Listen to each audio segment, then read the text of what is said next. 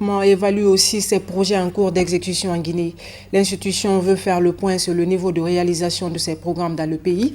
Un plan d'action est attendu au terme des conclusions de Conakry. Les précisions avec Maïmouna Bella Diallo.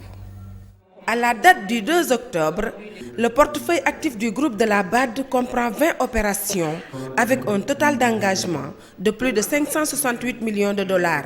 Ce fonds sera injecté dans les secteurs de l'énergie et des transports, plus précisément dans la construction des routes. Quand nous regardons aujourd'hui l'accompagnement de la BAD qui a vraiment augmenté de 2016 à 2019, une augmentation substantielle de 160 et quelques millions de dollars à plus de 550 millions de dollars.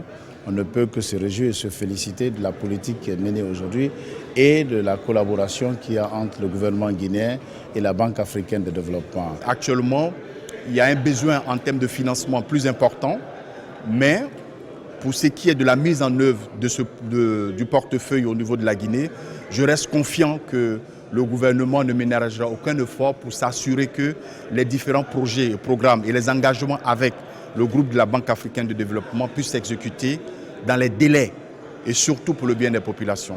Les autorités guinéennes se réjouissent du taux de décaissement au niveau de la BAD, même si quelque part des difficultés sont enregistrées dans la mise en œuvre de certains projets et programmes.